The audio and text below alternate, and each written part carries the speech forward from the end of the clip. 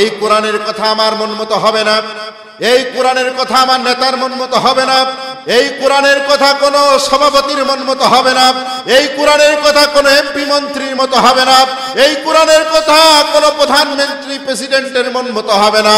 কোরআনের কথা কোরআনে আছে যেভাবে বলতে হবে সেভাবে কথা বলুন, ঠিক কিনা?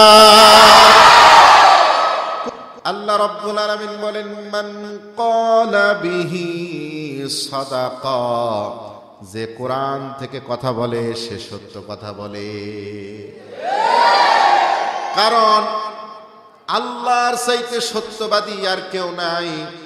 আল্লাহ রাব্বুল আলামিন বলেন, ওয়ামান আসদাকু মিনাল্লাহি কিলা, কে আছে আমার থেকে অধিক সত্য কথা বলে। আমার বন্ধুগণ, এরপর আল্লাহ পাক বলেন, আর এই কোরআনের আইন দিয়ে যারা বিচার ফয়সালা করে তারাই ন্যায় বিচার প্রতিষ্ঠিত করতে পারে। ওমান হাকামা বিহি আদালা, যে কোরআন দিয়ে বিচার করে সেই ন্যায় বিচার প্রতিষ্ঠিত করতে পারে। ওমান আমিলা বিহি উজিরা, আর যে কোরআন থেকে আমল করে, কোরআন অনুযায়ী আমল করে, সেই সঠিক আমল করে। আমল করার সময় দেখতে হবে এই আমলটা কোরআন এবং হাদিসে আছে না নাই, এইগুলো দেখতে হবে, ঠিক কিনা বলেন? আমার বন্ধুগণ, একান্ত বন্ধুরা আমার, তাহলে কোরআন থেকে কথা বলবো। আর এই কোরআন থেকে কথা বলতে গিয়ে অনেক সময় কোরআনের কথাগুলো আমার বিরুদ্ধে যেতে পারে। আমি যদি কোরআন অনুযায়ী না চলি, শয়তানের তাবিদারি করি, অনুসরণ করি, তাগুতের পথ অনুসরণ করি, তাহলে ওই কোরআনের কথা আমার বিপক্ষে যাওয়ার সম্ভাবনা আছে না নাই? কোরআনের কথা বলতে গিয়ে আমার বিপক্ষে যাবে, আমার বাপের বিপক্ষে যাবে, আমার দাদার বিপক্ষে যাবে, আমার নেতার বিপক্ষে যাবে। কথা বলুন, ঠিক কিনা? কিন্তু কোরআনের কথা যার কার পক্ষে গেল আর কার বিপক্ষে গেল, এই কথা এই চিন্তা করার কোনো সুযোগ নেই। কোরআনে আল্লাহ বলেছেন যেভাবে আমাদেরকে উপস্থাপন করতে হবে সেভাবে, ঠিক কিনা? এই কোরআনের কথা আমার মন মতো হবে না, এই কোরআনের কথা আমার নেতার মন মতো হবে না, এই কোরআনের কথা কোনো সভাপতির মন মতো হবে না, এই কোরআনের কথা কোনো এমপি মন্ত্রীর মতো হবে না, এই কোরআনের কথা কোনো প্রধানমন্ত্রী প্রেসিডেন্টের মন মতো হবে না। কোরআনের কথা কোরআনে আছে যেভাবে বলতে হবে সেভাবে কথা বলুন, ঠিক কিনা? কোরআনের কথা যারা গোপন করে বলে, চুরি করে যারা পাশ কাটায় যায়, তাদের কোনো জেল জুলুম জরিমানা হয় না। আর কোরআনের হক কথা কোরআনে আছে যেভাবে বলবে সেভাবে তার জন্য কারাগার আছে না? আমার বন্ধুগণ, কোরআনের পাখি আল্লামা দেলাওয়ার হোসেন সাঈদীকে বলা হয়েছিল, আপনি এইগুলো বলবেন না, এই দল করবেন না, আপনাকে ছেড়ে যাব। মুফতি আমির হামজাকে বলা হয়েছিল, কিন্তু কোরআনের হক কথা তারা বলা বন্ধ করে নাই।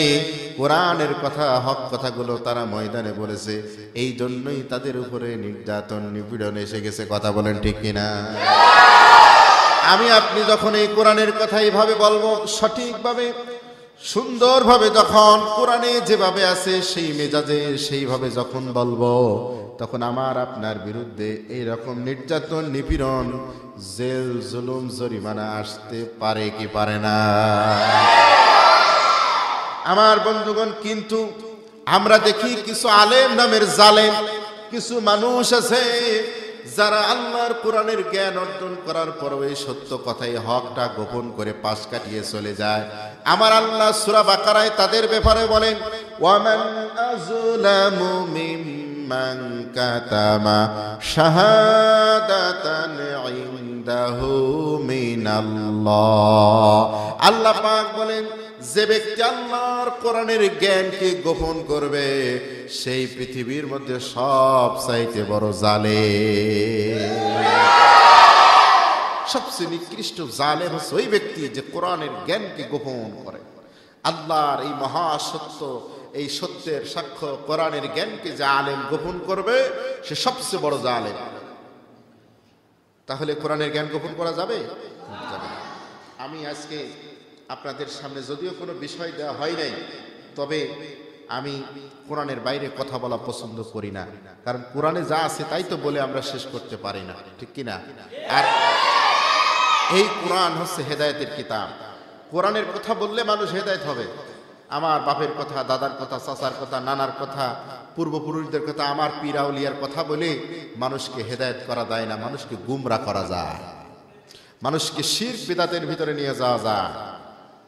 আমার বন্ধুগণ, তাহলে মানুষকে ডাকতে হবে কিসের দিকে? উদউ ইলা সাবিলি রাব্বিকা বিল হিকমা। আল্লাহ পাক বিশ্বনবীকে বলেছেন, আপনি আপনার উম্মতদেরকে ডাকুন তার রবের দিকে, আপনার রবের দিকে ডাকুন হিকমতের সাথে। আমার বন্ধুগণ, একান্ত বন্ধনেরা আমার, আমি আপনাদের সামনে একটি সূরা তেলাওয়াত করেছি।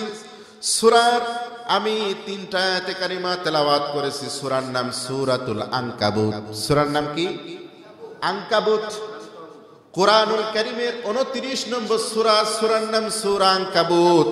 আনকাবুত শব্দের অর্থ হচ্ছে মাকড়সা। আনকাবুত শব্দের অর্থ কি? মাকড়সা। ইংরেজিতে বলে স্পাইডার, দ্য স্পাইডার, মাকড়সা। মাকড়সার নামে আল্লাহ একটা সূরা দিয়েছে। কোরআনুল কারীমের 114টি সূরার ক্রমিক নম্বর অনুযায়ী এই সূরাটি 29 নম্বর সূরা।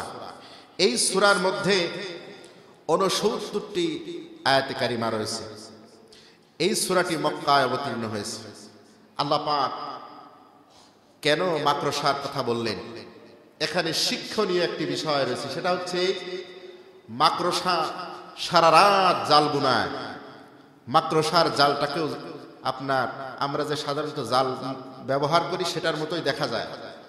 মাকড়সা সারা রাত সে জাল বোনায়। জাল বানানোর পরে সকালবেলা একটা ছোট্ট মানুষও যদি তার এই শাহাদাত আঙ্গুল দিয়ে একটা টান দেয়, জাল কত সময় থাকে? খান খান হয়ে যায়। কথা বলুন ঠিক কিনা?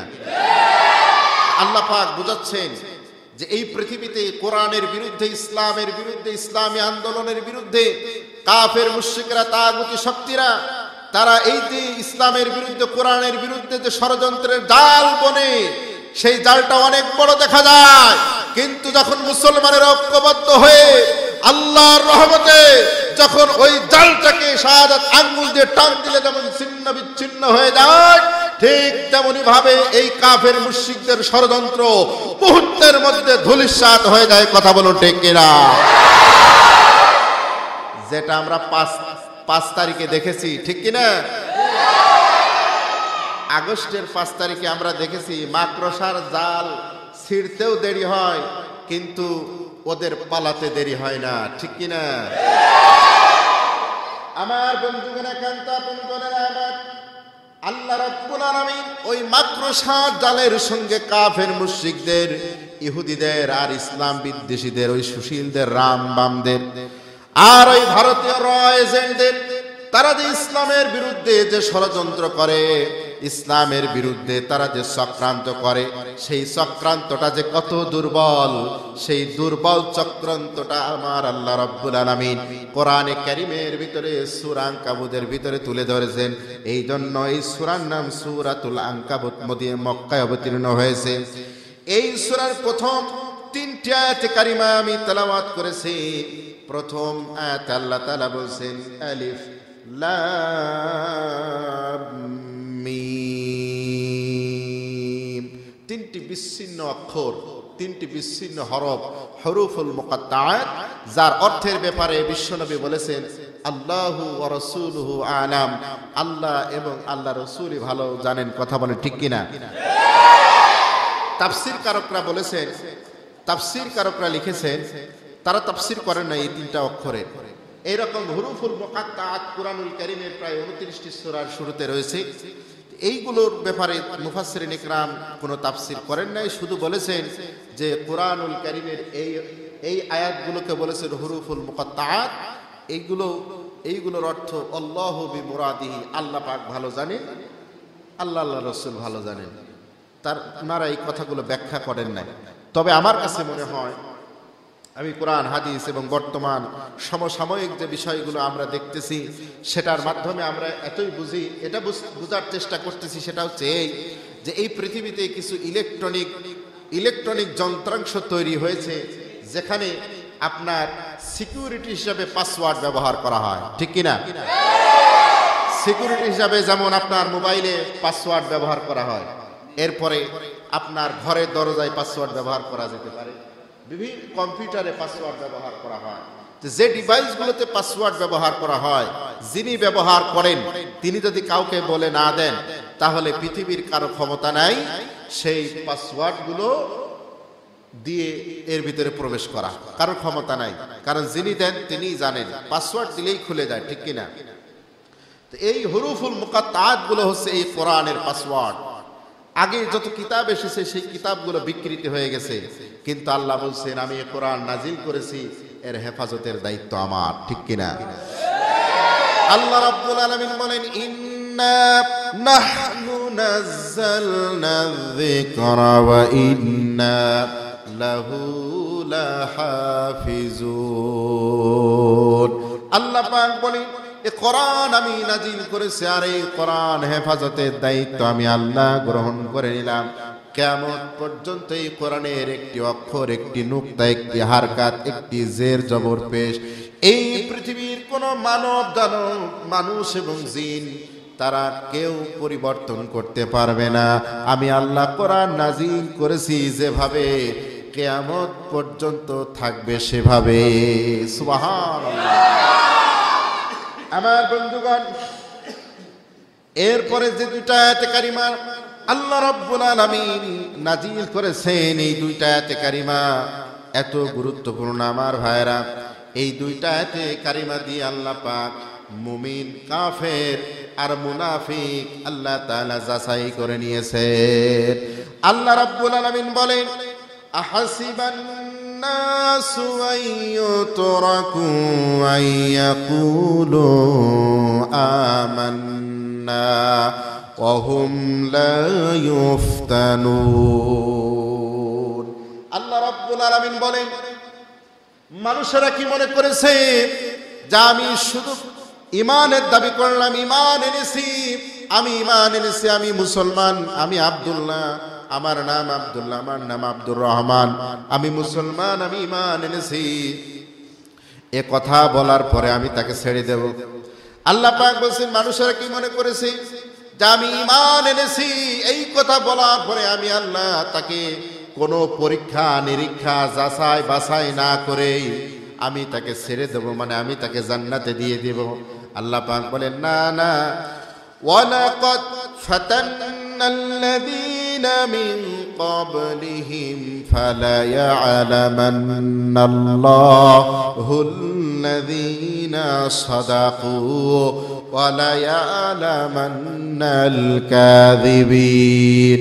অথচ আমি তাদের পূর্বপুরুষদেরকে আমি ইসলামের জন্য, কোরআনের জন্য, ঈমানের জন্য, আল্লাহ এবং আল্লাহ রসুলের জন্য তারা কেমন ঈমান এনেছিল আমি আল্লাহ রাব্বুল আলামিন আমি যাচাই করে নিয়েছি। ঈমানের দাবিতে কারা সত্যবাদী ছিলেন আর কারা মিথ্যাবাদী ছিলেন আমি আল্লাহ যাচাই করে নিয়েছি। জোরে বলেন সুবহানাল্লাহ। আমার ভাইরা, এখন প্রশ্ন হলো আল্লাহ রাব্বুল আলামিন আমাকে আপনাকে যদি যাচাই বাছাই করেন যে আসলে প্রকৃতপক্ষে আমরা ঈমানদার কিনা, ঈমানের দাবিতে আমরা সত্যবাদী কিনা, তাহলে পরে বোঝা যাবে। আল্লাহ যদি পরীক্ষার মধ্যে আমাদেরকে ফেলে দেন বোঝা যাবে আমাদের ঈমান কতটুকু আছে। কথা বলেন ঠিক কিনা? আমার বন্ধুগণ, এক প্রকারের ঈমান। আল্লামা কোরআনের পাখি 13 বছর জেলখানার মধ্যে তিনি থেকেছেন, এরপরও বাতিলের সঙ্গে আপোষ করেন নাই। আবার কিছু মানুষ শুধুমাত্র শুনেছে, তালিকা হচ্ছে, ক্যাম্পে নাম চলে গেছে, এই কথা শোনার সঙ্গে সঙ্গে হাত তুলে বলেছে আমি ওই দল করিনি। ঠিক কিনা বলে? কয় ও বাবু ওই দল আমি করিনি। আছে না নাই? কয় আমার নামটা কাটিয়ে দিয়ে তো ওই দল আমি করিনি। ও দলের মিটিংও যায় না, মিছিলও যায় না, প্রোগ্রামেও যায় না। কথা কন ঠিক কিনা?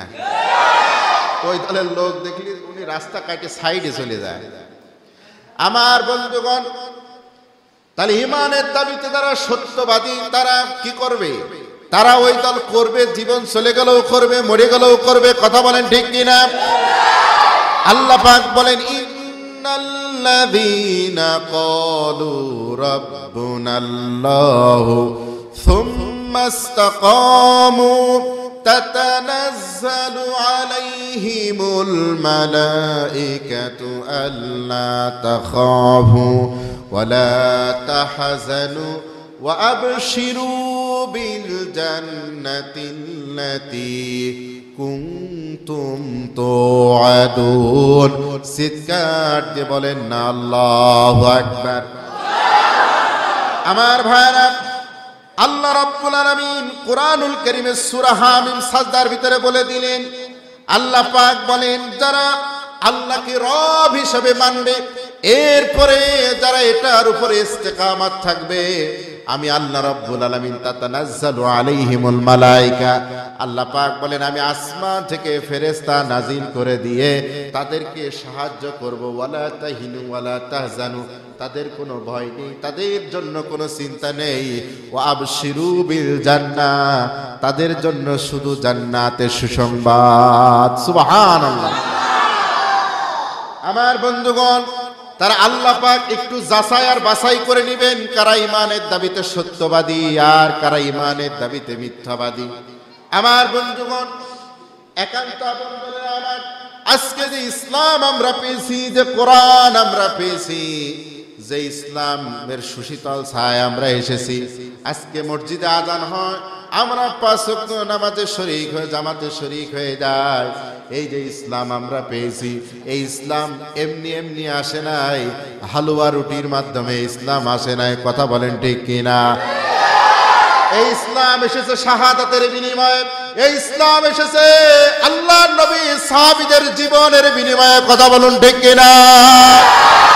আমার বন্ধুগণ, এই ইসলাম কিভাবে এসেছে? ইসলামের প্রথম শহীদ হচ্ছেন একজন নারী। আমার মা বোনেরা আলোচনা শুনছেন, আমার মা বোনেরা শুনে রাখুন, আল্লাহর নবী জনাব মুহাম্মদ রাসূলুল্লাহ সাল্লাল্লাহু আলাইহি ওয়াসাল্লাম আপনাদেরকে তো কত সম্মান করেছেন। আল্লাহর নবী বলেন, আদ দুনিয়া মাতাউন কুল্লু মাতাউদ দুনিয়া ইমরাতুস সালিহা, এই পৃথিবীর ভিতরে সব কিছুই সম্পদ, তবে এই পৃথিবীর সবচাইতে খয়রু মাতা, মানে সব থেকে উত্তম মূল্যবান মহামূল্যবান সম্পদের নাম হতেছে নেককার স্ত্রী। জোরে বলেন সুবহানাল্লাহ। আমার বন্ধুগণ, আবার আল্লাহর নবী বলেন, কোন ঘরে যদি সর্বপ্রথম কন্যা সন্তান জন্মগ্রহণ করে, আল্লাহ পাক ওই ঘরটাকে বরকত দিয়ে পরিপূর্ণ করে দেন। আবার কারো যদি একাধারে 3টা কন্যা সন্তান অথবা 2টা কন্যা সন্তান হয়, আর ওই পিতামাতা খুশি হন, খুশি হওয়ার পরে ওই সন্তানদেরকে লালন পালন করে যদি ভালো সৎপথ্যস্ত করতে পারে, আল্লাহ রাব্বুল আলামিনের নবী বিশ্ব নবী বলেন, ওই পিতা আমি বিশ্ব নবীর সঙ্গে এইভাবে একসঙ্গে জান্নাতে যাবে। জোরে বলুন সুবহানাল্লাহ। ও আমার মায়েরা বোনেরা শুনে রাখুন, আপনারা ইসলামের জন্য আপনাদের অনেক অবদান রয়েছে, আপনারা মন খারাপ করবেন না। আমরা যে হাদিসগুলো পড়ি, হাদিসের মধ্যে সবচেয়ে বেশি হাদিস যিনি মুখস্থ করে বর্ণনা করেছেন তিনি একজন পুরুষ সাহাবী, তার নাম হযরতে আবু হুরায়রা রাদিয়াল্লাহু তাআলা আনহু। 4574টি হাদিস তিনি বর্ণনা করেছেন। আর তারপরে সিরিয়াল নাম্বার যা 2 নম্বর সিরিয়াল, তিনি হচ্ছেন একজন মেয়ে, হযরতে আবু বকরের মেয়ে, বিশ্ব নবীর স্ত্রী উম্মাহাতুল মুমিনিন হযরতে হুমায়রা আয়েশা সিদ্দিকা রাদিয়াল্লাহু আনহা। তিনি 2210টি হাদিস মুখস্থ করে বর্ণনা করেছেন। জোরে বলেন সুবহানাল্লাহ। আমার বন্ধুগণ, একান্ত আপনজনেরা আমার, এই ইসলামের জন্য সর্বপ্রথম যিনি জীবন দিয়েছিলেন তিনি কোনো পুরুষ মানুষ নয়, তিনি একজন মহিলা মানুষ। তার নাম হযরতে সুমাইয়া রাদিয়াল্লাহু আনহা। তিনি যখন ইসলাম গ্রহণ করলেন, আবু জাহেল, আবু লাহাব, উতবা, সাইবা সুমাইয়াকে ধরে আনলো, সুমাইয়ার উপরে নির্যাতন করতে লাগলো। সুমাইয়াকে আঘাত করতেছে তরবারি দিয়ে, আর বলতেছে, সুমাইয়া রে তুমি ইসলাম ছেড়ে দাও।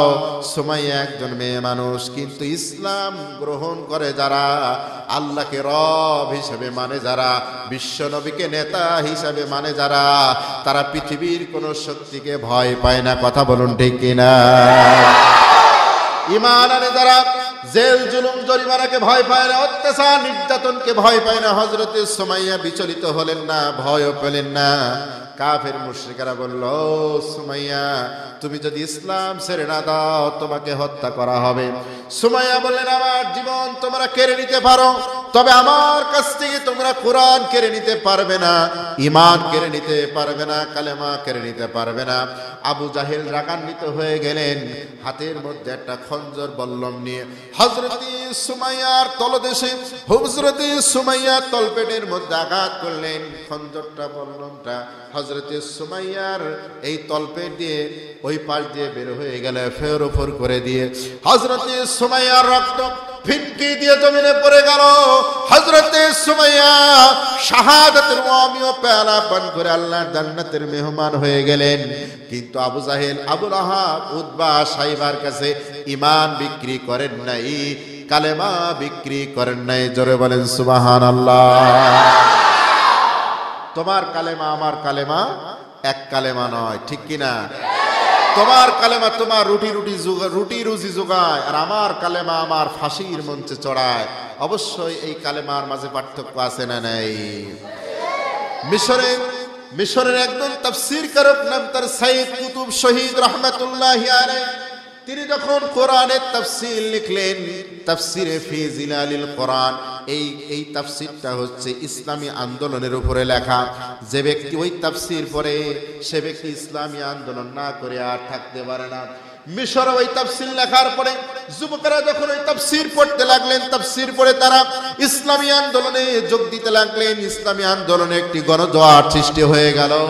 আমার বন্ধুগণ, একান্ত আপনজনেরা আমার, তখন ওই দেশের শাসক চিন্তা করলেন এই তাফসীরটা ব্যান করতে হবে, আর এই তাফসীরের যিনি মুফাসসির তাকে ফাঁসি দিতে হবে। আমার বন্ধুগণ তাই করলেন, ওই তাফসীরকে বন্ধ করলেন, ব্যান করলেন, আর ওই মুফাসসিরকে কারাগারে ঢোকালেন, তাকে ফাঁসির জন্য ব্যবস্থা করলেন। বাংলার জমিনেও যখন দেখা গেল যে একজন মুফাসসিরের কণ্ঠে মানুষেরা, যুবকেরা, তরুণ যুবক, বৃদ্ধ, আবাল বৃদ্ধা, বনিতা, মহিলা, নারী, পুরুষ সবাই যখন তার তাফসীর শুনে যে মা বাবাকে খেতে দিত না সে মা বাবার খেদমত করা শুরু করে। তার তাফসীর শুনে যারা নামাজ পড়তো না তারা নামাজ পড়া শুরু করলো, যারা ঘুষ খেত ঘুষ খাওয়া শুরু করে দিল। যে অফিসাররা ছিল অসৎ, সৎ অফিসাররা যখন সৎ পথে আসা শুরু করে দিল, দেখা গেল যে এই বাংলার জমিনে আগামী দিন ইসলামী স্টেট কায়েম হতে বেশি দেরি হবে না। তারা ষড়যন্ত্র করে বাংলার ওই কোরআনের পাখি আল্লামাকে তারা বন্দী করলো, তার তাফসীর মাহফিলগুলো বন্ধ করে দেওয়া হলো। কথা বলেন ঠিক কিনা? সব সময় একই ষড়যন্ত্র চলেছে আমার বন্ধুগণ। এরপরে আমরা অল্প কিছুদিন আগে একজন মুফাসসির পেয়েছিলাম, তার নাম মিজানুর রহমান আজহারি। আমার বন্ধুগণ, আল্লাহ পাক তার কণ্ঠের মাধ্যমে এমন জাদু দিয়েছিলেন, এমন ভাবে সুরলিত কণ্ঠে কোরআনের তাফসীর করতেন, যুবকেরা উৎসুকভাবে পাগলের মতো কোরআনের তাফসীর শোনার জন্য চলে আসতো, ঠিক কিনা? আমাদের কুষ্টিয়া জেলায় আসে নাই, কিন্তু চুয়াডাঙ্গায় একটা মাহফিল তার হয়েছিল। আমি দেখেছি আমাদের কুষ্টিয়া থেকে শত শত মাইক্রো আর শত শত গাড়ি, ভ্যান, অটো ভরে মানুষ চুয়াডাঙ্গায় গিয়েছিল। কথা বলেন ঠিক কিনা? সর্বশেষ দেখা গেল মিজানুর রহমান আজহারি দিনের বেলায় যেমন মানুষ গাছে উঠে তার মাহফিল শোনে, গাছে বাসে বাগঝাড়ে উঠে মানুষেরা তার মাহফিল শুনে বসার জায়গা পায় না, গাছে উঠে ছাদে উঠে মানুষ তার কোরআনের কথা শুনে। আমার বন্ধুগণ, একটা রিপোর্টে দেখা গেল মিজানুর রহমান আজহারি ভাই একদিন রাত 4টা বাজে তাফসীর করেছেন, একটা মানুষও ময়দান ছেড়ে যায় নাই। জোরে বলেন সুবহানাল্লাহ। তোমাদের জনসভায়, মানে তাদের জনসভায় তারা বিরানির প্যাকেট দিয়ে, গাড়ির ব্যবস্থা করে, টি শার্ট দিয়ে, গেঞ্জি দিয়ে, এরপরে পিছনে সামনে পুলিশ দেওয়ার পরেও তারা তাদের চেয়ারগুলো ফাঁকা থেকে যেত। কথা বলেন ঠিক কিনা? তাদের চেয়ারগুলো ফাঁকা থাকতো। তাদের সমাবেশে লোক পরিপূর্ণ হতো না, কিন্তু আল্লামা মিজানুর রহমান আজহারি যখন কথা বলেছেন রাত 4টা পর্যন্ত, 4টার সময় কথা বলেছে, কিন্তু দেখা গেছে তার তাফসীর থেকে মানুষ ওঠে না। তার মানে বোঝা গেল এই যুবকগুলো যদি কোরআন প্রেমিক হয়ে যায় আর আল্লাহর জমিনে আল্লাহর এই কোরআন প্রতিষ্ঠার আন্দোলনের যদি কর্মী হয়ে যায়, আগামীর বাংলাদেশ হবে কোরআনের বাংলাদেশ, আগামীর বাংলাদেশ হবে আলেম ওলামার বাংলাদেশ। তখনই ষড়যন্ত্র করা হলো মিজানুর রহমান আজহারিকে হয় গ্রেপ্তার না হয় হত্যা করা হবে।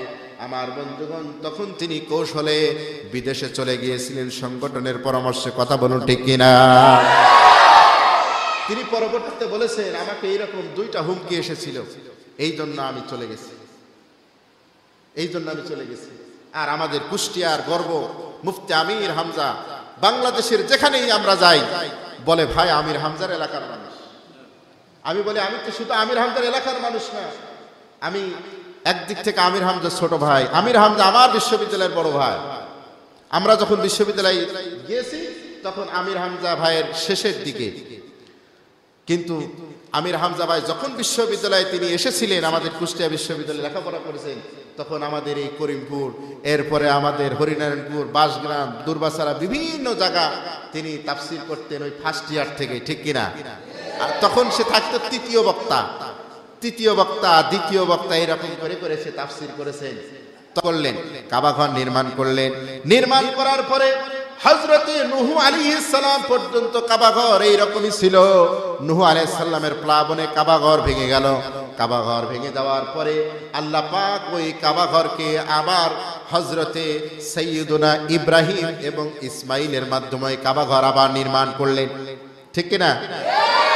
কোরআনে আছে হযরতে ইসমাইল এবং ইব্রাহিম ওই কাবাঘর আবার নির্মাণ করলেন ওই স্ট্রাকচারে, যে স্ট্রাকচার ছিল আদম আলাইহিস সালামের, ওই স্ট্রাকচারের উপরে কাবাঘর নির্মাণ করলেন। আমার বন্ধুগণ, বিশ্ব নবীর দাদা পর্যন্ত আসতে গিয়ে কয়েকশো বছর, কয়েক হাজার বছর চলে গেছে ইব্রাহিম আলাইহিস সালামের পরে। যখন সেই কাবাঘর তার প্লাস্টার গুলো খসে গেছে, রং গুলো চটে গেছে, আবার নতুন করে নির্মাণ করা দরকার, সংস্কার করা দরকার।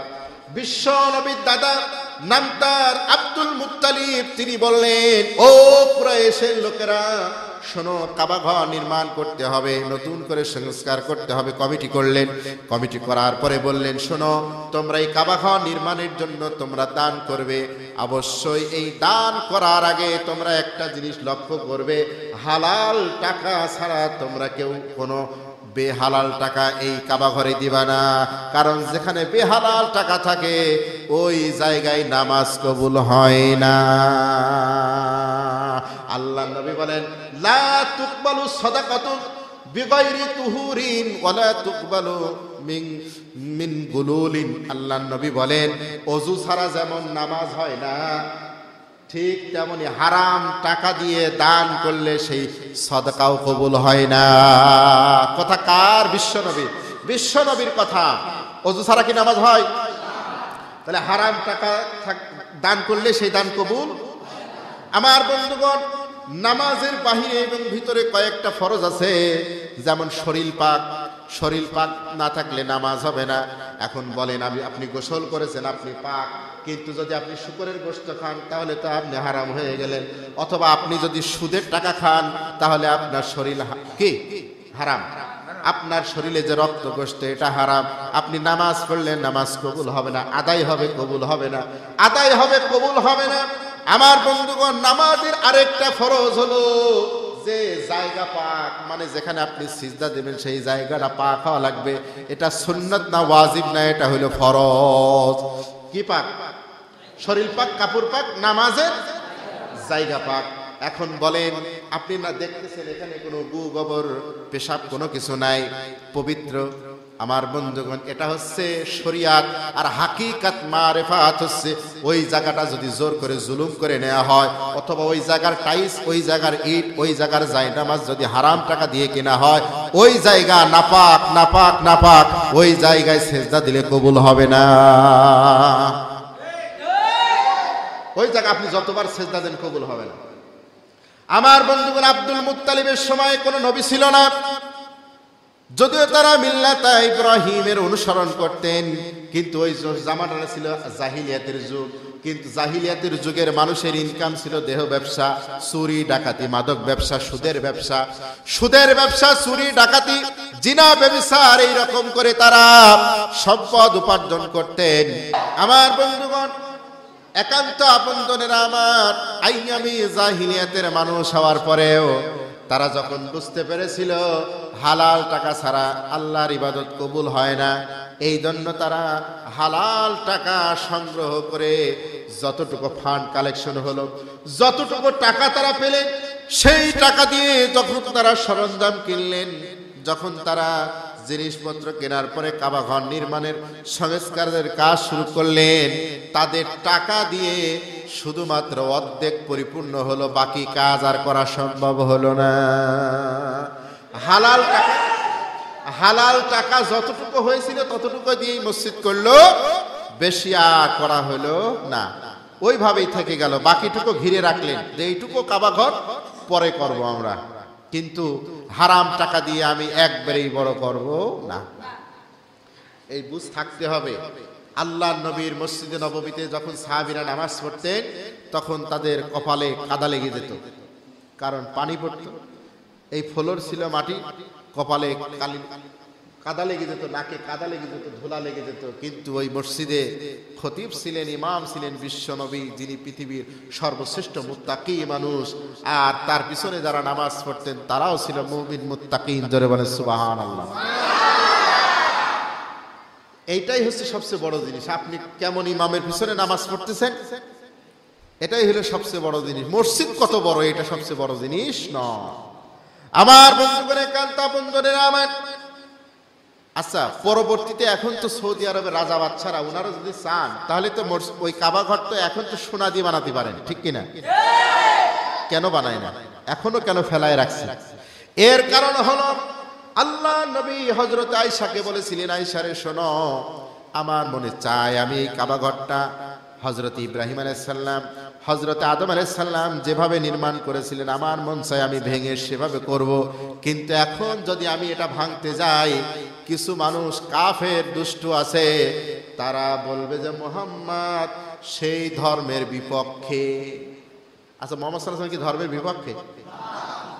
অথচ তাকেই বলবে যে ধর্মের বিপক্ষে, এই জন্য সে কাবা ঘর ভাঙতেছে। মানুষকে সে ভুল বুঝাবে। দেখবেন আমরা কোরআনের পক্ষে কথা বলি, আমরা ইসলামী আন্দোলনের পক্ষে কথা বলি, জীবন দিচ্ছি, আর আমরাই বলে মাঝে মাঝে কিছু মানুষ আমাদের বলে আমরাই নাকি ইসলামের বিপক্ষে। আছে না নাই? আরেক দল হুজুর ভাড়া করে আমাদের বিরুদ্ধে ফতোয়া দেয়, আমরা নাকি ইসলামী দলই না, ঠিক কিনা? রাসূলুল্লাহ এটা বুঝতে পেরেছিলেন, আর বুঝার কারণে আল্লাহ নবী কাবা ঘর ভাঙেন নাই, অতটুকুর উপরে রেখে দিয়েছেন, কিন্তু ওটা ঘিরে রাখতেন। আমার বন্ধুগণ, আল্লাহ নবী যেহেতু ভাঙেন নাই, এই জন্য তার উম্মতেরাও ভাঙে না, কিন্তু পুরাটাই কাবা ঘর। ওই হাতিমে কাবা, কাবার ওই অংশের মধ্যে আল্লাহ নবী মুতাওয়াসসিদুন বুরদাতাল্লাহু ফি জিল্লিল কাবা, আল্লাহ নবী একটা চাদর মাথার নিচে দিয়ে ঘুমিয়েছিলেন। আর ওই সময় আল্লাহ নবীর একজন সাহাবী, তার নাম হযরতে খাব্বাব ইবনে আরত রাদিয়াল্লাহু তাআলা আনহু, বিশ্ব নবীর কাছে আসলেন। আপনারা কি রাগান্বিত হচ্ছেন? কষ্ট লাগতেছে? আমার বন্ধুগণ, হযরতে খাব্বাব ইবনে আরত রাদিয়াল্লাহু তাআলা আনহু, আপনি এই জায়গায় এসে এই বুকে বসে, রেকর্ডিং হচ্ছে তো আপনারা দেখা গেল। আলহামদুলিল্লাহ, মুরব্বী মানুষ। আমার দাদার সাথে খুব ভালো সম্পর্ক ছিল, সেই হিসাবে আমার ভাই, বড় ভাই। আমার বন্ধুগণ, কান্তা বন্ধুরা আমার, আল্লাহ নবী জনাবে মুহাম্মদুর রাসূলুল্লাহর কাছে আসলেন। খাব্বাব ইবনে আরত এসে বললেন, ইয়া রাসূলুল্লাহ, ইয়া হাবিবাল্লাহ, আলা তাদউ লানা, আলা তাস্তানসিরু লানা। ইয়া রাসূলুল্লাহ, ইয়া হাবিবাল্লাহ, আমরা তো মার খেতে খেতে শেষ হয়ে গেলাম। হযরতে খুবাইবকে তারা শহীদ করে দিল, সুমাইয়াকে তারা শহীদ করে দিল, তারা ইয়াসারকে, আম্মারকে শহীদ করে দিয়েছে। সাহাবীদেরকে যেখানে পায় সেখানে তারা নির্মমভাবে নির্দয়ভাবে পিটিয়ে রক্তাক্ত করে। ইয়া রাসূলুল্লাহ, ইয়া হাবিবাল্লাহ, আপনি কি আমাদের জন্য আল্লাহর কাছে একটু দোয়া করবেন না? আলা তাদউ লানা, একটু দোয়া করবেন না? আলা তাস্তানসিরু লানা, আপনি কি আল্লাহর কাছে একটু সাহায্য প্রার্থনা করবেন না? তার মানে হযরতে খাব্বাব শুধু দোয়া করেই কাম সারতে চাচ্ছেন, শুধু দোয়া করেই কাম সারতে চাচ্ছেন। যেমন আমরা যদি ইসলামের আল্লাহ বলছেন জিহাদ করো, জিহাদ না করি শুধু মসজিদে বসে বলি আল্লাহ বাংলার জমিনে তুমি ইসলাম প্রতিষ্ঠিত করে দাও, কোরআন প্রতিষ্ঠিত করে দাও, কোরআনের আইন প্রতিষ্ঠিত করে দাও, দোয়া করলে কি ইসলাম প্রতিষ্ঠিত হবে? হবে? মানে দোয়া করেই কাম সারতে চাচ্ছে। কিছু লোক ঠিক টঙ্গীর ইজতেমায় বসে দোয়া করেই কাম সারতে চায়। কথা বলুন ঠিক কিনা? উত্তপ্ত ময়দানে বাতিলের প্রতিরোধ তারা পছন্দ করে না। কথা বলুন ঠিক কিনা? জালিম শাহের বিরুদ্ধে কথা বলা আর টঙ্গী ইজতেমায় বসে দোয়া করা এক জিনিস নয়। কথা বলুন ঠিক কিনা? আমার বন্ধুগণ, একান্ত আপনজনেরা আমার, আল্লাহ নবী তার কথাই খুশি হতে পারেন নাই। আল্লাহ নবী বললেন, ও খাব্বাব শোনো, তুমি দোয়া করতে বলছো, আল্লাহর কাছে সাহায্য কামনা করতে বলছো, কিন্তু এই পৃথিবীতে যারা আল্লাহর জমিনে আল্লাহর দ্বীন প্রতিষ্ঠার কাজ করেছেন, আল্লাহর জমিনে আল্লাহর দ্বীন প্রতিষ্ঠার যারা কর্মী হয়েছিলেন, নেতা হয়েছিলেন, তাদেরকে তাদের সময়ের জালিম শক্তিরা তাদেরকে ধরে জমিনের মধ্যে তারা কোমর পর্যন্ত গেড়ে ফেলতো। এরপরে তারা কড়া টেনে মাথার উপর দিয়ে করাত চালায়া গাছ যেমন ফেড়ে ফেলে চিড়ে দ্বিখণ্ডিত করে দেয়, জীবন্ত মানুষকে তারা চির দ্বিখণ্ডিত করে ফেলতো। ও খাব্বাব শোনো, ওয়ায়ুমশাতু বিয়ামশাতিল হাদিদ, এরপরে শোনো, জীবন্ত মানুষগুলোকে তারা লোহার চিরুনি বানাতো। লোহার চিরুনি বানায়া জীবন্ত মানুষের শরীর থেকে রক্ত, হাড়, হাড্ডি, গোশত, মাংস সব কিছু ছাড়া তারা আলাদা করে ফেলে দিত। এ কথা কে বলছেন? আল্লাহ নবী বলছেন।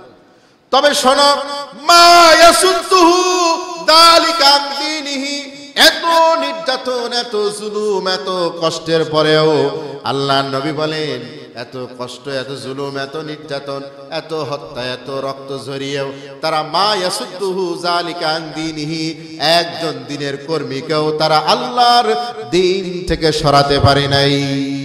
সুবহানাল্লাহ।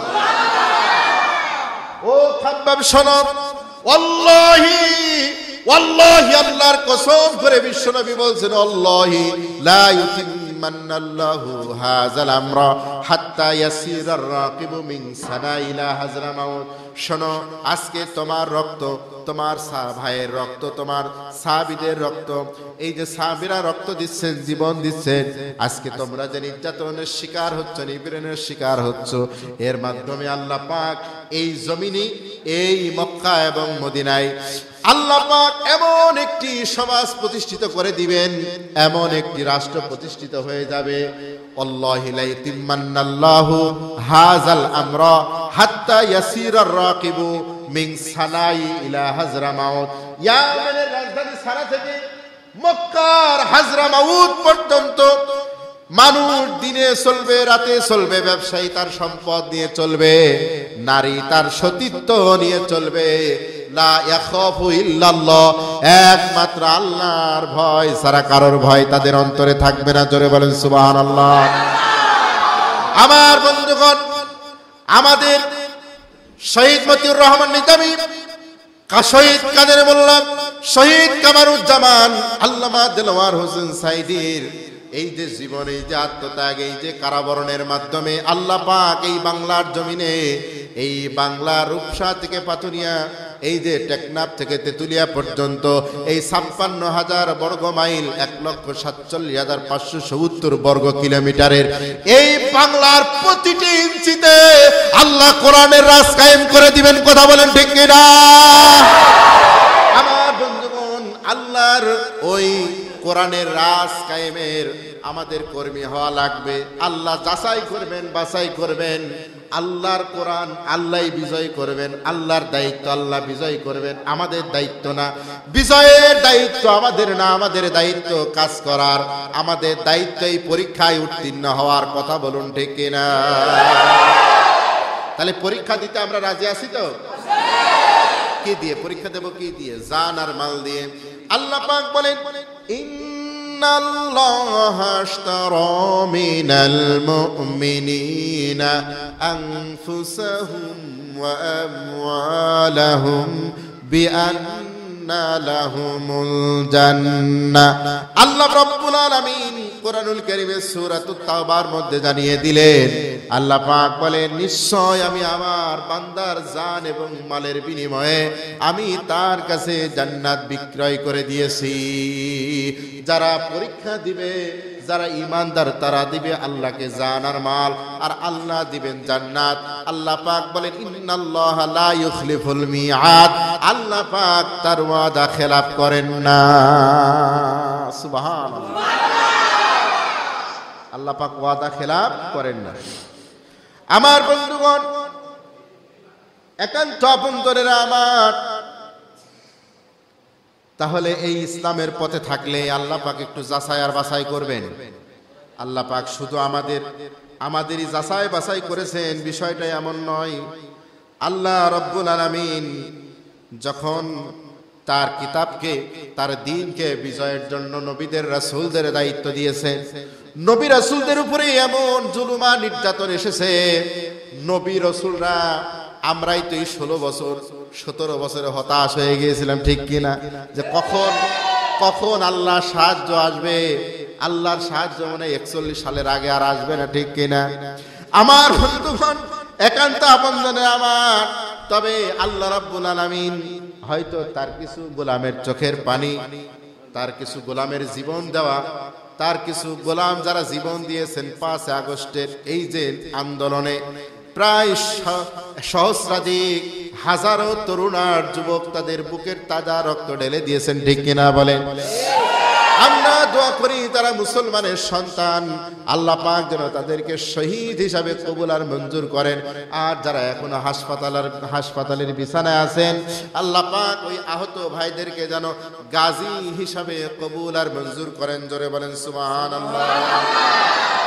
আমার বন্ধুগণ, আল্লাহ পাক সূরা বাকারা 214 নম্বর আয়াতের ভিতরে আমার আল্লাহ পাক বলেন, আম হাসিবতুম আন তাদখুলুল জান্নাতা ওয়া লাম্মা ইয়াতিকুম মাসালুল লিল্লাযীনা খালাউ মিন ক্বাবলিকুম মাসাতুহুমুল বাসাউ ওয়াদ-দাররাউ ওয়া যুলজিলু হাত্তা ইয়াকুলার রাসূলু ওয়াল্লাযীনা আমানু মা'আহু মাতা নাসরুল্লাহ আলা ইন্না নাসরাল্লাহি করিব। আল্লাহু আকবার।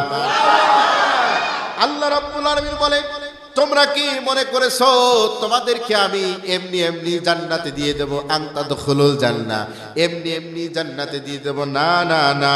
অথচ তোমাদেরকে এখনো আমি ওই রকম পরীক্ষা করিনি, যেই রকম পরীক্ষা করেছিলাম সুমাইয়াকে, যেই রকম পরীক্ষা করেছিলাম ইয়াসারকে, যেই রকম পরীক্ষা করেছিলাম খাব্বাবকে, যেরকম পরীক্ষা করেছিলাম খুবাইবকে, যেরকম পরীক্ষা নিয়েছিলাম আমির হামজাকে, তাদেরকে যেমন পরীক্ষা নিয়েছি, তোমাদের পরীক্ষা এখনো সেই রকম গ্রহণ করি নাই। তোমরা ওই রকম বিপদে এখনো পড়ো নাই। আল্লাহ পাক বলছেন, শোনো, আল্লাহ পাক বলছেন, যখন আমি বিপদ এবং দুঃখ কষ্ট দিয়েছি, এই দুঃখ কষ্ট বিপদ আপদ মুসিবতের মধ্যে যখন নবীরা পর্যন্ত পড়ে গেছেন, তারা বলেছেন মাতা নাসরুল্লাহ, কখন আল্লাহ সাহায্য আসবে, কখন আল্লাহর মদদ আসবে।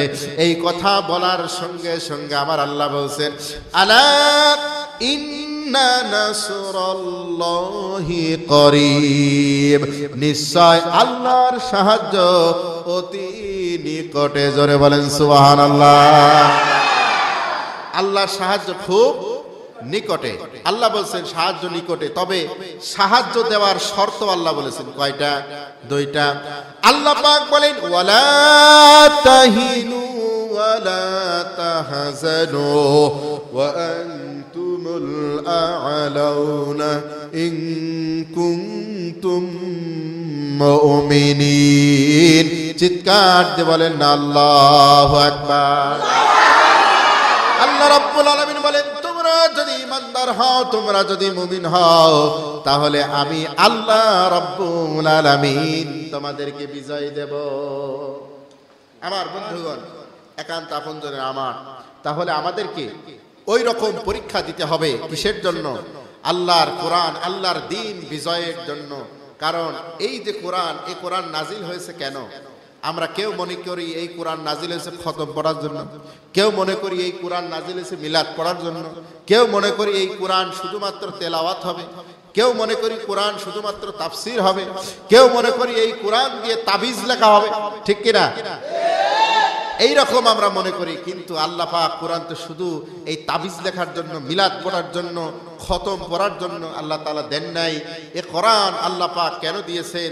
আল্লাহ পাক কোরআনের ভিতরে এ কথা বলছেন সূরা আরাফ 105 নম্বর আয়াত। আমার কথা বিশ্বাস না হলে আপনি কোরআন নিজে খুলবেন, তাফসীর গুলো দেখবেন আল্লাহ পাক কি বলছেন। আল্লাহ রাব্বুল আলামিন বলেন ইন্না আনজালনা ইলাইকাল কিতাবা বিল হাক্কি লিতাহকুমা বাইনান নাসি বিমা আরাকাল্লাহ ওয়ালা তাকুল লিল খাইনিনা খাসীমা। আল্লাহু আকবার। আমার বন্ধুগণ, আল্লাহ রাব্বুল আলামিন বলেন এ কোরআন আমি এই জন্য নাজিল করেছি যেন এই কোরআন দিয়ে তোমরা মানুষের মাঝে বিচার ফয়সালা করো। কোরআন দিয়ে তোমরা মানুষের মাঝে বিচার করবে, বিচার ফয়সালা করবে, তার মানে এই কোরআন দিয়ে তোমরা রাষ্ট্র পরিচালনা করবে। তোমার রাষ্ট্র পরিচালনার জন্য, তোমার পরিবার পরিচালনার জন্য, তোমার সমাজ পরিচালনার জন্য, তোমার গণভবন বঙ্গভবন পরিচালনা করার জন্য, তোমার পার্লামেন্ট পরিচালনা করার জন্য, তোমার আন্তর্জাতিক জীবন পরিচালনা করার জন্য, এই বিশ্ব পরিচালনা করার জন্য যা কিছুর প্রয়োজন, যে নীতিমালার প্রয়োজন, সব কিছু এই কোরআনে আছে না নাই?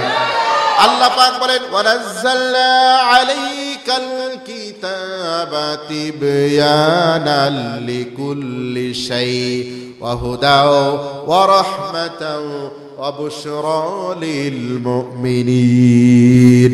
মানব গোষ্ঠীর, মানব জাতির এই জীবন পরিচালনা করার জন্য যা যা প্রয়োজন সব কিছু আমি আল্লাহ রাব্বুল আলামিন এই কোরআনের মধ্যে পরিপূর্ণভাবে দিয়ে দিয়েছি। সুবহানাল্লাহ। এই কোরআন পরিপূর্ণ, ঠিক কিনা? তাহলে কোরআন যদি পরিপূর্ণ হয় তাহলে আমাদের বানানোর কিছু দরকার আছে? বানানোর কোনো কিছু দরকার নাই। কিন্তু বর্তমানে আমরা দেখি যে এই বাংলার জমিনে যে যত আইন আছে সব মানুষের বানানো, ঠিক কিনা? এই পৃথিবীতে আইন চলে কার? আল্লাহ পাক বলেন ইনিল হুকমু ইল্লা লিল্লাহ, হুকুম চলবে একমাত্র আল্লাহর। হুকুম দেওয়ার মালিক কে? আল্লাহ পাক বলেন আলা লাহুল খালকু ওয়াল আমরু তাবারাকাল্লাহু রব্বুল আলামিন। আল্লাহ পাক বলেন সৃষ্টি যার, আইন চলবে তার। ঠিক কিনা? বলেন তো দেখি, আসমান কার? জমিন কার? আমরা কার? এখন বলেন আইন চলে কার? আল্লাহর আইন চলে। আল্লাহর আইন কিন্তু এই বাংলার জমিনে নাই, ঠিক কিনা বলেন? শুধু তাই না, মুসলমানদের সংবিধান হওয়ার দরকার ছিল গোটা কোরআন, কিন্তু গোটা কোরআনের একটা আয়াতের কথাও সংবিধানে লেখা নাই। শুধু তাই না, মুসলমানরা সকল কাজে শুরুতে বিসমিল্লাহ বলে। বিসমিল্লাহ বললে বরকত দেন কে? আল্লাহ। সহজ করে দেন কে? আল্লাহ। সেই বিসমিল্লাহটুকু সংবিধানের শুরুতে লেখা ছিল, সেগুলো কেটে দেওয়া লাগছে। বিসমিল্লাহও তারা সহ্য করে নাই, ঠিক কিনা? আমার বন্ধুগণ, একান্ত আপনজনেরা আমার, তার মানে তাদের কর্মসূচি ছিল এই যে কোরআন আছে যেখানে, কোরআনের কথা আছে যেখানে, বন্ধ করে দিতে হবে সেখানে। কথা বলুন ঠিক কিনা? আমার বন্ধুগণ, ১৫০০ বছর আগে বিশ্ব নবীর আমলে একজন কাফের ছিলেন, তার নাম আবু জাহেল। ওই আবু জাহেল তার অনুসারী, ওই আবু জাহেল তার লোকজনদেরকে ডেকে বলল, وقال الذين كفروا لا تسمعوا لهذا القرآن والغوا فيه لعلكم تغلبون। আবু জাহেল তার দলের যত যুবক ছিল, যত ছাত্র ছিল, যত বৃদ্ধ ছিল, তার দলের যুবক, ছাত্র এবং বৃদ্ধ, তার মনে যুব বাহিনী, ছাত্র বাহিনী এবং বৃদ্ধ বাহিনী, এদেরকে ডাক দিয়ে আবু জাহেল বলে দিল, শুনে নাও, কোরআন আলোচনা হবে যেখানে, তাফসীর হবে যেখানে, সেখানে তোমরা বিশৃঙ্খলা সৃষ্টি করো, কোরআন তোমরা শুনবা না, কোরআন শুনবা না, সেখানে তোমরা হট্টগোল করো, বিশৃঙ্খলা করো, আর সেটা বন্ধ করে দাও। এই কর্মসূচি ছিল আবু জাহেলের, ঠিক কিনা? আবু জাহেল মরে যাওয়ার পরে আমরা দেখেছি এই বাংলার জমিনে এই 15 বছরে অসংখ্য কোরআনের তাফসীর বন্ধ করে দেওয়া হয়েছে। কথা বলেন ঠিক কিনা? তেল তেলে ওয়াজ করলে কোনো সমস্যা নাই, তেল তেলে ওয়াজ করলে কোনো সমস্যা নাই, কিন্তু যখনই কোরআনের তাফসীর, যখনই আল্লাহর জমিনে আল্লাহর দ্বীন প্রতিষ্ঠার আয়াতগুলো, আনাকিমুদ্দিনের আয়াত, যখন জিহাদের আয়াতগুলো চলে আসছে, তখনই তারা সেই মাহফিলগুলো বাধা দিয়েছে। ঠিক কিনা বলেন? আমার বন্ধুগণ, আবার অনেক মাহফিল কিন্তু চলছে, পুলিশ পাহারা দেয়, ঠিক কিনা? পুলিশ পাহারা দেয়। আবার মাহফিলে দাওয়াত দেওয়ার আগে এমন সিস্টেম তারা করেছিল, মাহফিলে দাওয়াত দেওয়ার আগে কোন বক্তা দাওয়াত দেব সেটাও তাদেরকে দেখানো লাগতো। তারা আবার সার্চ করে দেখতো যে এই বক্তা ইসলামী আন্দোলন করে কিনা, ইসলামের পক্ষে কোন দল করে কিনা। যদি করে, ওই বক্তার এই জেলায় ঢোকা নিষেধ। আছে না নাই? আমার বন্ধুগণ, এরা হচ্ছে ওই আবু জাহেলের উত্তরসূরি। আবু জাহেলের রক্ত এদের শরীরে প্রবাহিত, প্রবাহমান। কথা বলুন ঠিক কিনা? আমার বন্ধুগণ, একান্ত আপনজনেরা আমার, এই কোরআন মানার কারণে, ইসলাম মানার কারণে আল্লাহ নবী সাহাবীরা যেভাবে তারা পরীক্ষা দিয়েছেন, ওইভাবে যদি আমাদের পরীক্ষা দিতে হয়, পরীক্ষার সুযোগ আসে, পরীক্ষা নেমে আসে, আমরা পরীক্ষা দিতে রাজি আছি? কারা কারা একটু হাত তুলে দেখায়? লিল্লাহে তাকবীর, লিল্লাহে তাকবীর, লিল্লাহে তাকবীর। আল কোরআনের আলো, আল হাদিসের আলো, লিল্লাহে তাকবীর। সংসদে আলো, তাফসীর মাহফিল জিন্দাবাদ, জিন্দাবাদ। তাফসীর মাহফিল, লিল্লাহে তাকবীর। হাত নামান, আল্লাহ কবুল করুক, বলেন আমিন। সম্মানিত বন্ধুগণ আমার, আজান কয়টায়?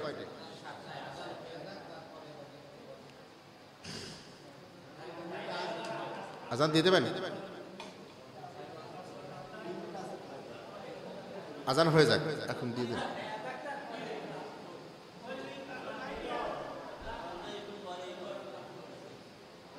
আজান কিসে দেবেন?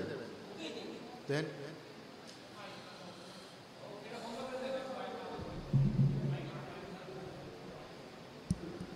ঠিক আছে। সুবহানাল্লাহ ওয়ালহামদুলিল্লাহ।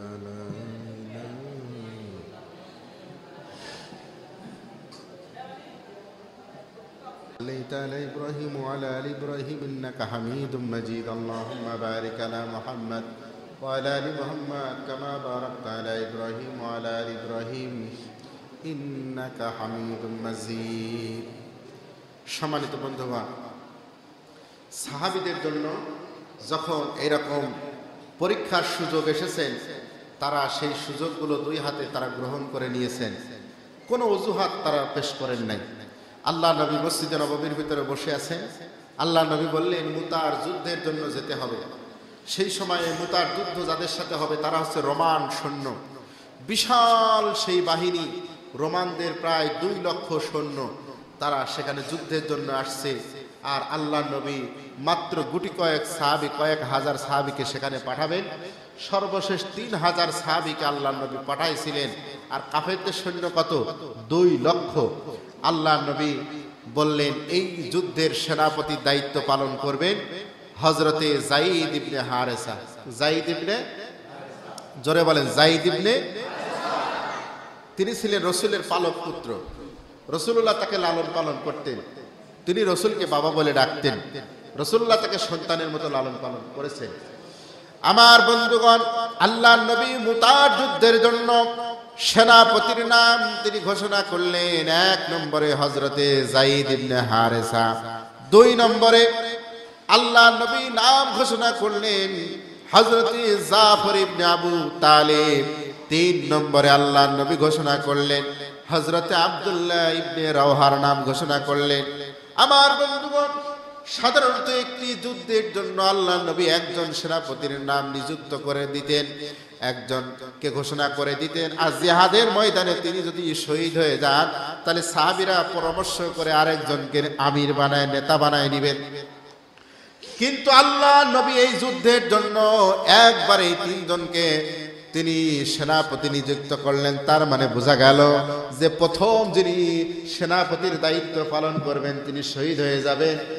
এরপরে দ্বিতীয় জন তিনি কালেমার পতাকা ধরবেন, সেনাপতির দায়িত্ব পালন করবেন, এরপরে তিনিও শহীদ হয়ে যাবেন। এরপরে 3 নম্বরে যিনি আসবেন তিনি পতাকা ধরবেন, জিহাদ করবেন, লড়াই করবেন, এরপরে তিনিও শহীদ হয়ে যাবেন। আমার বন্ধুগণ, একান্ত আপনজনের আমার আল্লাহর নবী 3 জনের নাম ঘোষণা করার পরে তাদেরকে বলে দিলেন তোমরা যাও, তোমাদের পরিবারের কাছ থেকে বিদায় নিয়ে আসো। হযরতে যায়েদ ইবনে হারিস রাদিয়াল্লাহু আনহু তিনি বললেন ইয়া রাসূলুল্লাহ, আমার তো যাওয়ার কোনো জায়গা নাই। আমার বাবা হচ্ছেন আপনি, আর আমার মা হচ্ছেন হযরতে আয়েশা সিদ্দিকা রাদিয়াল্লাহু আনহা। উনি কিন্তু পালক পুত্র, আপন ছেলে না। আমার বন্ধুগণ, তিনি বলছেন আমার বাবা আমার নাম ঘোষণা করেছে, আর আমার মা তিনি পর্দার আড়াল থেকে শুনেছেন আমার যাওয়ার কোনো জায়গা নাই। আমি জিহাদের জন্য প্রস্তুতি নিয়ে নিলাম। হযরতে জাফর ইবনে আবু তালিব বাড়িতে চলে গেলেন। যাওয়ার পরে তিনি তার স্ত্রীকে ডেকে বললেন, ও আমার স্ত্রী, আমি জিহাদের ময়দানে যেতেছি, কোনো ভুল করলে ক্ষমা করে দিও, আমার জন্য দোয়া করো। হযরতে জাফরের স্ত্রী আল্লাহর দরবারে হাত তুলে দোয়া করছেন, আল্লাহ তাআলা আমার স্বামী জাফর ইবনে আবু তালিবকে জিহাদের ময়দানে গাজী বানায় আমার কাছে ফিরায় দিও। হযরতে জাফর তার তরবারি উল্টা পিঠ দিয়ে বিবির হাতে মৃদু আঘাত করে বললেন, বিবি রে, আমার জন্য তুমি উল্টা দোয়া করো না।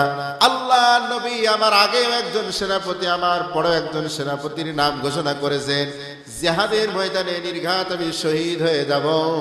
শুনে রাখো, আমি জিহাদের ময়দানে যেতেছি, আমার এই ছোট্ট ছোট্ট সন্তানদেরকে আমার পথে তুমি লালন পালন করবে, ধৈর্য ধারণ করবে। আল্লাহ রাব্বুল আলামিন যদি আমার শাহাদাতকে কবুল করেন, কিয়ামতের ময়দানে তোমাকে আমাকে আল্লাহ স্বামী স্ত্রী এবং আমাদের সন্তানদেরকে আমাদের সন্তান হিসাবে আল্লাহ তাআলা পরিচয় করায় দিবেন। সুবহানাল্লাহ। হযরতে জাফরে কথা বলে তিনি রওনা হলেন। রওনা হয়েছেন আমার বন্ধুগণ, পিছন থেকে তার ছোট্ট ছোট্ট সন্তানের আব্বু আব্বু বলে ডাকতেছে, আর স্ত্রী কাটা কবুতরের মতো ছটফট ছটফট করতেছে। হযরতে জাফর একটি বাড়ির জন্য তিনি পিছনে ফিরে তাকায় দেখলেন না যে কে কাঁদে আর কে দৌড়াই। হযরতে জাফর জিহাদের ময়দানে চলে যাওয়ার জন্য প্রস্তুতি নিয়ে এলেন। 3 নম্বরে হযরত আব্দুল্লাহ ইবনে রাওহা, তিনি ছিলেন যুবক মানুষ, ওই দিন তিনি বিবাহ করেছিলেন। তিনি তার ঘরের কোণে যে তিনি শুনতে পারলেন তার স্ত্রী ঘরের মধ্যে কোরআন তেলাওয়াত করতেছে। সুবহানাল্লাহ। এখনো তিনি বাসর ঘরের মধ্যে প্রবেশ করেন নাই, ঘরের কোণা থেকে বলছেন, আসসালামু আলাইকা ইয়া আহলাল বাইত। তিনি তার স্ত্রীকে সালাম দিলেন। সালাম দেওয়ার পরে বলছেন, আমি আব্দুল্লাহ ইবনে রাওহা, আমি তোমার স্বামী। আল্লাহ নবী আমাকে জিহাদের ময়দানে সেনাপতি নিযুক্ত করেছে। আমি জিহাদের ময়দানে যাওয়ার জন্য আমি এসেছি, তোমার কাছ থেকে বিদায় নেওয়ার জন্য এসেছি। ও আমার প্রাণের স্ত্রী, আমার প্রতি তোমার অনেক হক ছিল, তোমার প্রতি আমার অনেক হক ছিল, কিন্তু আমি আদায় করতে পারি না। তুমি এই মদিনার একটা পরমা সুন্দরী নারী, কিন্তু তোমার কোনো হক আমি আদায় করতে পারলাম না। তুমি আমাকে ক্ষমা করে দিও। তুমি যদি ধৈর্য ধারণ করো আর আল্লাহর রাস্তায় থাকো, কিয়ামতের ময়দানে আল্লাহ রাব্বুল আলামিন তোমাকে আমাকে স্বামী স্ত্রী হিসাবে পরিচয় করায় দিবেন। সুবহানাল্লাহ। আমার বন্ধুগণ, মুতার প্রান্তরে লড়াই শুরু হয়ে গেল। ওই দিক কাফের রোমান সৈন্য সে 2 লক্ষ, আর মুসলমানদের সৈন্য সংখ্যা মাত্র 3000। এই 3000 সৈন্য নিয়ে মুসলমানেরা গিয়েছে। আমার বন্ধুগণ, মুসলমানেরা সংখ্যায় কম হতে পারে, কিন্তু মুসলমানদের তরবারির সংখ্যা কম হতে পারে। মুসলমানদের তরবারির জোর কম, মুসলমানদের সংখ্যায় জোর কম, মুসলমানদের ঈমানের জোর বেশি। কথা বলুন ঠিক কিনা? মুসলমানেরা এবার যুদ্ধের জন্য রওনা হলে যুদ্ধ শুরু হয়ে গেল। হযরত যায়েদ ইবনে হারিস রাদিয়াল্লাহু আনহু, বিশ্ব নবীর এই পালক পুত্র, তিনি যুদ্ধ করতে করতে রোমানদের সঙ্গে যুদ্ধ করতে করতে যায়েদ শহীদ হয়ে গেলেন। যায়েদ যখন শহীদ হয়ে গেলেন, এবার হযরতে জাফর ইবনে আবু তালিব তিনি তরবারি ধরলেন। তরবারি ধরে তিনি এমন ভাবে বীরত্বের সঙ্গে লড়াই করতে শুরু করলেন। লড়াই করতে করতে সামনে যত কাফের আছে সমস্ত কাফেরদেরকে তিনি কচু কাটা করতে লাগলেন। আমার বন্ধুগণ, মৃত্যুর তার কোনো ভয় নাই, একমাত্র আল্লাহর ভয় ছাড়া তার অন্তরে কোনো ভয় নাই। তিনি সামনের দিকে ছুটে চলেছেন। হযরতে জাফর ইবনে আবু তালিব শহীদ হয়েছিলেন। আমার বন্ধুগণ, হযরতে বিশ্বনবী জনাব মুহাম্মদ রাসূলুল্লাহ সাল্লাল্লাহু আলাইহি সাল্লামের হাদিসের মধ্যে এসেছে, একজন সাহাবী বলছেন, আমি যখন জাফর ইবনে আবু তালিবের মৃতদেহ যখন আমি দেখেছি তার শরীরের মধ্যে 50টা তীর তার শরীরের মধ্যে ঢুকেছিল। কয়টা? 50টা আঘাতের চিহ্ন আমি পেয়েছি, কিন্তু জাফর ইবনে আবু তালিবের এই 50টা আঘাত ছিল সামনে থেকে, পিছন থেকে কোনো আঘাত ছিল না।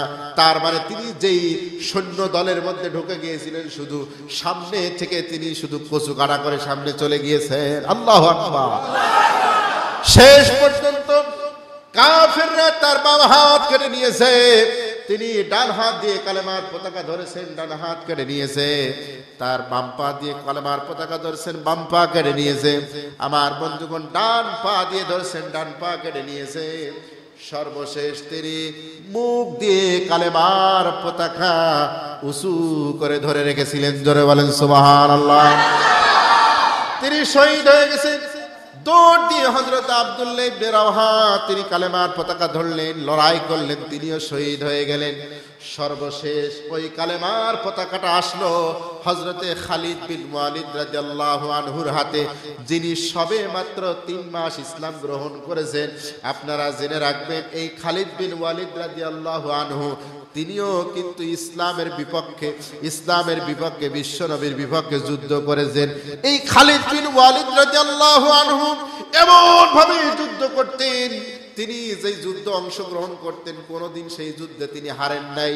এই জন্য তাকে বলা হয়েছে সাইফুল্লাহ, আল্লাহর তরবারি। সুবহানাল্লাহ। এবার হযরত খালিদ বিন ওয়ালিদ রাদিয়াল্লাহু তাআলা আনহুর হাতে যখন তরবারি চলে আসলো, তিনি এবার যুদ্ধ শুরু করলেন। যুদ্ধ করতে করতে আমার বন্ধুগণ সন্ধ্যা হয়ে গেল, রাত যখন হয়ে গেল, উভয় পক্ষ এখন বিশ্রাম নিচ্ছেন। এবার হযরত খালিদ সাইফুল্লাহ রাদিয়াল্লাহু আনহু কি করলেন? তিনি বললেন, শোনো, তোমরা এমন একটা গুঞ্জন ওদের মাঝে ছড়িয়ে দাও যে ওরা তো 2 লক্ষ আর মুসলমানরা কত? 3000। এমন একটা গুঞ্জন ওদের শিবিরে ছড়ায় দাও, ওদের কাছে বলে দাও যে আমাদের বিপুল পরিমাণ সৈন্য আমাদের জন্য আসতেছে, বিপুল পরিমাণ সৈন্য আসতেছে। এবং তিনি কৌশল করলেন, বললেন, গতকাল সামনে এই যে আমরা আজকে দিনে যুদ্ধ করেছি, কালকে আমরা যারা যুদ্ধ করব, সামনে যারা ছিল তোমরা পিছনে চলে যাবা, পিছনের লোক আসবা সামনে, ডানের লোক তোমরা বামে আসবা, বামের লোক তোমরা সামনে চলে যাবা। ওরা যখন আগামীকাল সকালবেলা দেখবে, আগেই তো সংবাদ শুনবে যে বহু লোক এদের সাথে যোগ দিচ্ছে। ঠিক কিনা বলেন? এলাকায় যখন কাইজি হয়, অমুক গ্রাম কিন্তু এর পিছনে। ঠিক কিনা? আমার বন্ধুগণ, একান্ত আপনজনের আমার এই কথা ছড়ায় দিলেন আর কৌশল অবলম্বন করায় দিলেন। এরপরে বললেন, শোনো, পিছনে কিছু লোক থাকবে, একদম সবার পিছনে, এই 3000 মানুষের পিছনে, সবার পিছনে কিছু মানুষ থাকবে। তোমরা শুধু বালি উড়াবা, বালি হাত দিয়ে খালি উড়াই দিবা, তাহলে ওরা বুঝবে ওরে বাবা পিছনে খালি ঘোড়ার পায়ের ধুলা উঠতেছে, তাহলে কত লোক পিছনে আছে। আর বললেন, এই যে আমরা যুদ্ধ করবো তো আগামীকাল, সারা রাত আমাদের যতগুলো ঘোড়া আছে যা আছে সারা রাত ঘোড়াগুলো একাই দাবড়াদাবড়ি করবে, একাই সারা রাত দাবড়াদাবড়ি করবে, আমরা যুদ্ধ করবো না রাত্রে। সারা রাত যখন ঘোড়াগুলো দাবড়াদাবড়ি করছে, তখন ওই কাফের শিবির ওরা মনে করছে যে সারা রাত ধরেই লোক আসতেছে। মুসলমানেরা কৌশল অবলম্বন করে, সুবহানাল্লাহ বলেন, ওরা করে ষড়যন্ত্র, অমাকারু অমাকারাল্লাহ আল্লাহু খায়রুল মাকিরিন, ওরা করে ষড়যন্ত্র, আল্লাহ করেন হচ্ছে কৌশল, ঠিক কিনা? আমার বন্ধুগণ, এরপরে হযরতে খালিদ রাদিয়াল্লাহু আনহু পতাকা নিলেন। পতাকা নিয়ে যখন যুদ্ধ শুরু হয়ে গেল, কাফেররা দেখলো যে মুসলমান আসলেই তো তাই, কালকে যাদের সাথে যুদ্ধ করেছে এরা তো কেউ নাই, এই সব নতুন লোক। পিছনের লোক সামনে, সামনের লোক পিছনে, ডানের লোক বামে, বামের লোক ডানে, এমন ভাবে কৌশল করেছেন, আর পিছনে খালি ধুলা উঠতেছে। ওরা দেখে মারছে ঝাড়ি দৌড়, আর যারা ছিল এরা হয়েছে সব গ্রেপ্তার, আর কিছু হত্যা করা হয়েছে। মুসলমানরা 2 লক্ষ সৈন্যবাহিনীর সাথে মাত্র 3000 সৈন্য দিয়ে বিজয় অর্জিত হয়ে গেল। জোরে বলুন সুবহানাল্লাহ। বিজয় দেওয়ার মালিক কে? সংখ্যায় বেশি হওয়া লাগবে না, মুমিনরা যদি ইমানদার হয় এবং আল্লাহর জমিন, আল্লাহর দ্বীন প্রতিষ্ঠার যদি নেক নিয়ত থাকে, আল্লাহ পাক বিজয় দিবেন। কথা বলুন ঠিক কিনা? সর্বশেষ কথা বলি, এই জাফর ইবনে আবু তালিব রাদিয়াল্লাহু তাআলা আনহুকে আল্লাহ নবী স্বপ্নে দেখলেন যে জাফরের পা রক্তে রঞ্জিত, জাফর আকাশে উড়ে বেড়াচ্ছে পাখির হয়ে। জোরে বলেন সুবহানাল্লাহ। যারা শহীদ হবে, আমরা কেন কোরআনের পাখি বলি জানেন? আসলে জান্নাতি পাখিরা, আল্লাহ নবী হাদিসের মধ্যে বলছে যে যারা শহীদ হবে আল্লাহর জমিন, আল্লাহর দ্বীন প্রতিষ্ঠার জন্য, এরা জান্নাতে পাখি হয়ে তারা উড়ে বেড়াবে, মুক্ত বিহঙ্গের মতো এরা গাছে গাছে ডালে ডালে এরা উড়ে বেড়াবে। উড়ে বেড়ানোর স্বাধীনতা আল্লাহ তাদের দিবেন। সুবহানাল্লাহ। আমার বন্ধুগণ, আরেকজন সাহাবীকে হযরতে জাফর ইবনে আবু তালিবকে স্বপ্নের মধ্যে দেখলেন। তিনি দেখে বলছেন, ও জাফর, আল্লাহ তোমার সঙ্গে কি ব্যবহার করেছেন? জাফর বলছেন, ভাই, আল্লাহ পাক রব্বুল আলামিন আমাকে জান্নাত দিয়েছেন, জান্নাতের সমস্ত নাজ নেয়ামত দিয়েছেন। দেওয়ার পর আল্লাহ পাক আমাকে বললেন, জাফর তুমি কি চাও? বলছে, ভাই আপনি কি চাইছেন?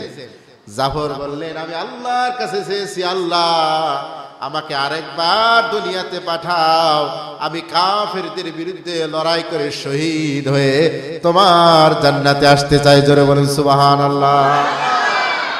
আল্লাহ নবী এটাই চাইতেন যে আমি লড়াই করে শহীদ হব, মারা যাব, আবার যদি আল্লাহ আমাকে জীবিত করেন আমি আবার লড়াই করব, শহীদ হব, আল্লাহর জান্নাতে যাব। এই জন্য হযরত ওমর রাদিয়াল্লাহু তাআলা দোয়া করতেন, আল্লাহুম্মা শাহাদাতান ফি সাবিলিক ওয়াজআল মাউতি ফি বালাদি রাসূলিক। আল্লাহ আমাকে শাহাদাতের মওত দাও, আর রসুলের এই শহরে আমাকে মৃত্যু দাও। তিনি এই দোয়া করতেন।